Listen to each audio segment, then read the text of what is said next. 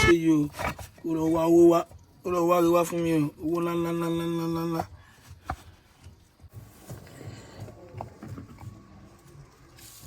This man.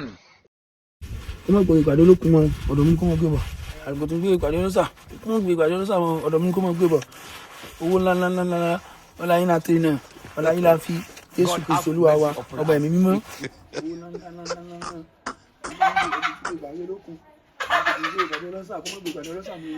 Frequencies of the autonomist 1967 Ọbásanjọ́.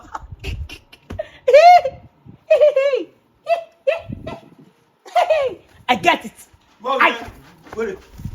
Rọ́ọ̀nù. Alo wà léwẹ̀ o. Èmi ni o. Ìwọ wo? Pablo ni o. Owó onímọ̀ ti ká sọ yín lọ. Jíde wọn. Oye ká sọ wípé o.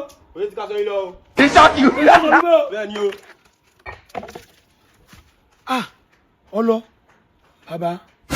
Ayọ̀ ọjọ́ ìbà àti ìwọ̀ oòrùn alápá tiripa àlàpà tiripa adíá fún alálàpà tí ò ní bàtà tí ń lọ rèé wọ̀n ro ní bàtà níbi tán ti ń jó bàtà tó ti fi bàtà jó bàtà balabala alápà lágbà bàtà lọ́wọ́ ẹni tó ń jó bàtà kò lè bà jó dáadáa ó kó fún alálàpà kó bàtà ó kó jápa wòmí wò ẹlẹ́mọ̀ ká jànàmọ̀ kọ́ wàrà kàkà ewé àgbọn ọ̀rọ̀ kàkàkà nílé bí awé agíka Pablo wọ́n ti parí iṣẹ́ rẹ̀ tipẹ́tipẹ́ kó tó di pọ́ dé àyè wòmí wò ẹrù rẹ̀ ọkọ ìyá ẹlẹ́fọ̀ọ́ ó lòwó bí olórí bó èmi mo sọ bẹ́ẹ̀ fún ọ wá láti rẹ̀ kọ́ gbọ́ mi dáadáa wòmí wò àfẹ́káyé lọ́mọ aráyé ń fẹ́ náà bẹ́ẹ̀ ni àrùn káyé báyìí gangan lòún ràn ọ gbọ́dọ̀ sílò kété tó bá ti ń délé báyìí gangan ní wàrà ṣèṣà ọ gbé ọ lọ tí ń bẹ lọ́wọ́ rẹ̀ orí rẹ̀ lọ́ọ́ dòlé ọṣẹ tí mo fún ọ́n jò ní ọ̀n gangan lọ́ọ́ lọ́ọ́ fi wẹ̀ ọ wẹ̀ lórí rẹ̀ wá gbọ́ mi o tó bá ti gbé wọnú léwẹ̀ ọṣẹ ògbó lára rẹ̀ tó fi wẹ̀ tán kó tó di pọ̀ bọ́lẹ̀ lórí ọlọ ẹ̀ tó bá ilé bọ́lẹ̀ ń bẹ̀ ijókíjó ni ijó àsínwó àwòkáyọ̀ láyọ̀ dìdìrín wòmí wò ti ń bẹ lẹ́yìn ọ̀fà ó jèjìlẹ̀ mi mo sọ bẹ́ẹ̀ fún ọ yọjú ọ̀sẹ̀ ọ̀rì náà ọ̀rì lò kò jù bá ń lọ